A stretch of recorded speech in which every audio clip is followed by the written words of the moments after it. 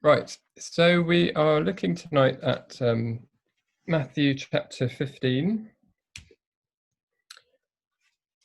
I've been reading through Matthew recently, and I got to this point not so long ago, and I thought maybe it would be a good thing to share with you this evening. So we'll begin reading at verse 21.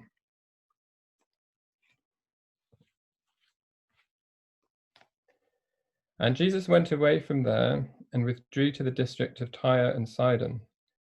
And behold, a Canaanite woman from that region came out and was crying, "Have mercy on me, O Lord, Son of David. My daughter is severely oppressed by a demon." But he did not answer her a word. And his disciples came and begged him, saying, "Send her away, for she is crying out after us." He answered, "I was sent only to the lost sheep of the house of Israel."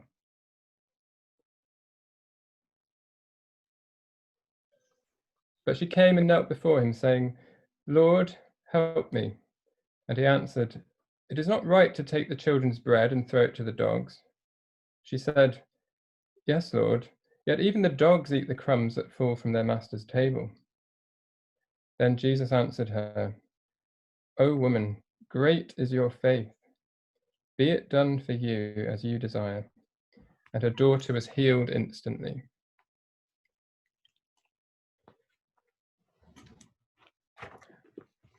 Right, we'll consider this great story. I'm sure it's very familiar to a lot of you here. There's three main characters in this story, aren't there? Firstly, we have Jesus, and then obviously there's the woman. There's the disciples as well. They have a little thing to say, and actually, of course, there's the woman's daughter, of course, who is not seen, but she's there in the background. And at this point, Jesus is withdrawn. It says he's withdrawn to Tyre and Sidon, so he's gone away from Israel, and he is in fact, a Gentile area. He's seeking quiet and solitude.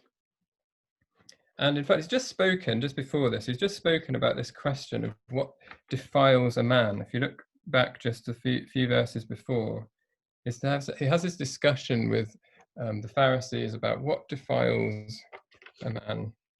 And he says it's not about what we eat, it's not about what goes into us, it's not about, in a sense, a physical thing which makes us unclean, but it's a spiritual problem that each of us has. That's the thing that makes us unclean. And now he's come to this Gentile area, this seemingly unclean area by the Jewish standards. And he's seeking quiet and solitude. But of course, he doesn't really find it. It says that he goes to stay in a house. Mark's account actually tells us that. He goes to stay there in a house. Not sure whose house or why he's chosen that. I imagine it's probably with Jews that he's staying because of the comment that he makes here in verse 24 about him going only to the lost sheep of the house of Israel. It seemed an odd thing to say if he was in fact not with Jewish people. But there he is in Tyre.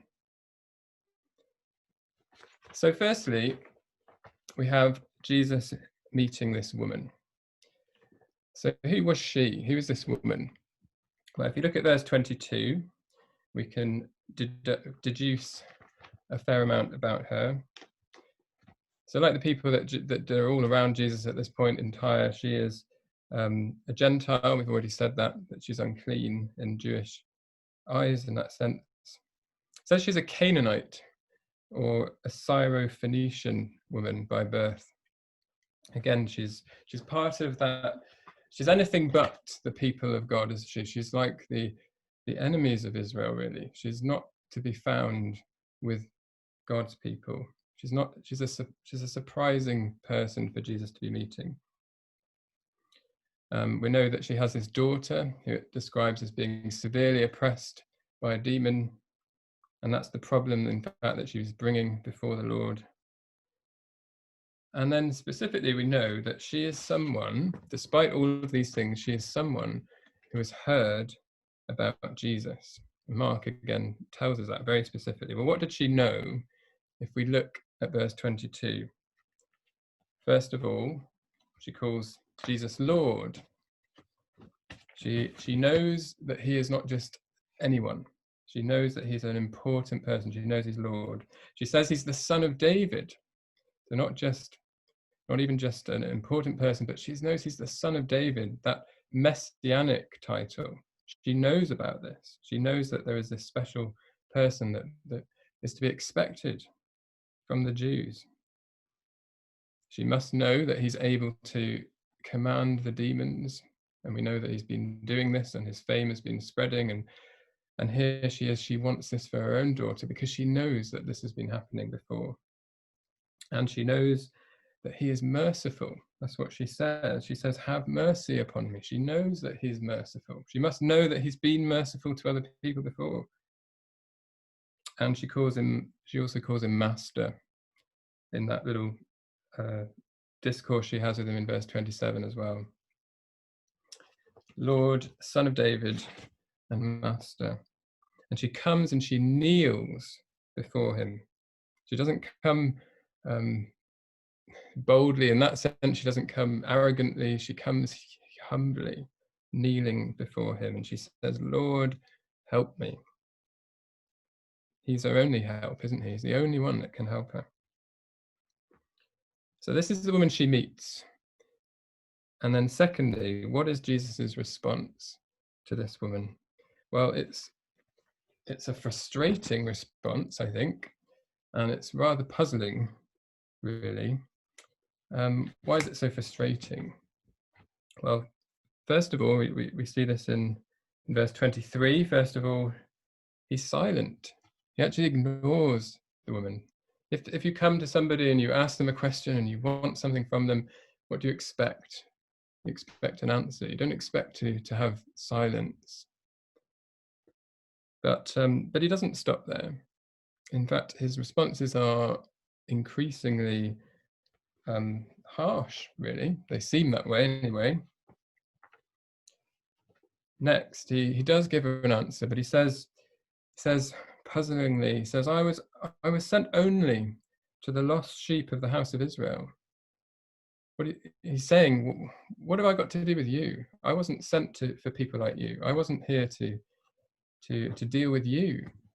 What do you want with me? And then thirdly, he says something which on the face of it is really quite insulting. He says, it's not right to take the children's bread and throw it to the dogs. Now, he's not using the word dog there as a kind, caring word in a sense, is he? This is an insult. Yes, that's a common word that the Jews used about the Gentiles, but it's not a kind thing. Why is it that Jesus's tone and his response is like this? Well, when he says that he was sent only to the lost sheep of Israel, I suppose that immediately puts in my mind, and I'm sure your mind's a real puzzlement. What does he mean by this? Is this actually true?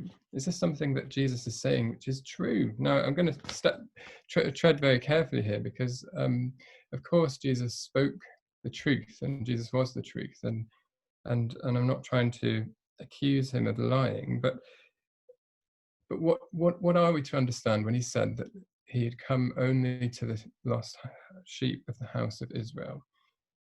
Well, in one sense, this was true, or I think there's an element of truth in this. We know that Jesus' ministry was to the Jews. He was born a Jew. He was sent to be the Jewish Messiah, the Son of David, as the woman's already pointed out. And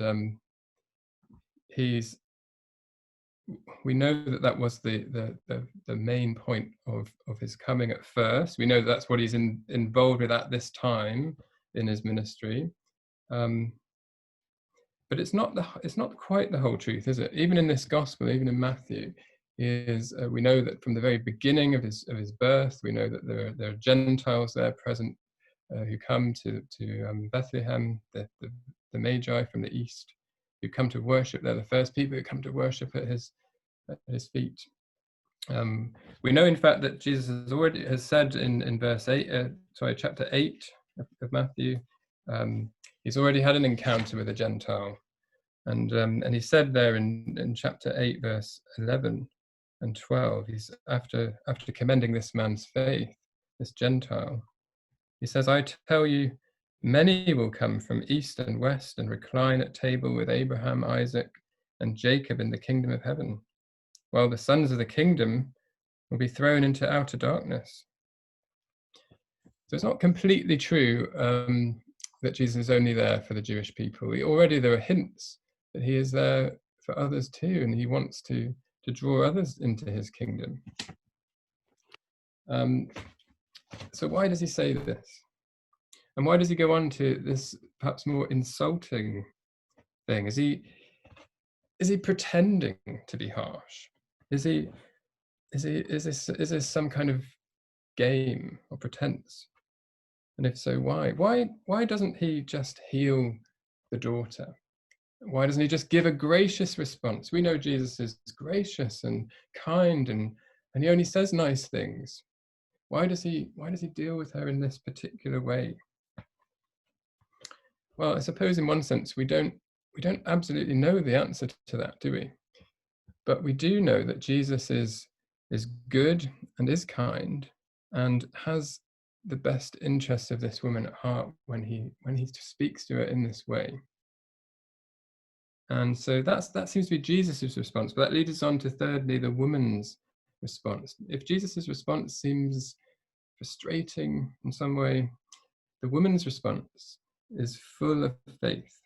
It's all about faith. And the reason that he has dealt with her in this way, whatever we might think about it, if we sort of analyze it too much, the reason he has dealt with her in this way is to draw out from the woman this great faith that he then goes on to commend her with. And firstly, she sought out Christ in faith, didn't she? She sought him out knowing certain things about him and then acting on them. She knew that he was the one that could help her in her great need. So she sought him out, and that's what faith is. It's knowing things which are true about the Lord Jesus and acting on them, doing something about it. That's what faith is. But now she goes even further. So she's come to him in faith, but now she goes further in her response. If you look at where is it? In her response, she says in verse 27, she says, "Yes, Lord." So he said to her, "Not even, it is not right to take the children's bread and throw it to the dogs." But what does she say in response? She says, "Yes, Lord. Yet even the dogs eat the crumbs that fall from their master's table." And this is an expression of faith. She's taking what she knows of the Lord, even the little that she knows, really. She knows that he's merciful. She knows that even in his responses to her, he is still merciful. And she takes that and she uses it to come back at him with this great answer. She's saying, "Look, I know that you're seeming to put me off, but I know there is still mercy for me." And she presses it upon him, and he's impressed, isn't he? She's saying, yes, he is merciful, and yes, even to dogs, he is merciful.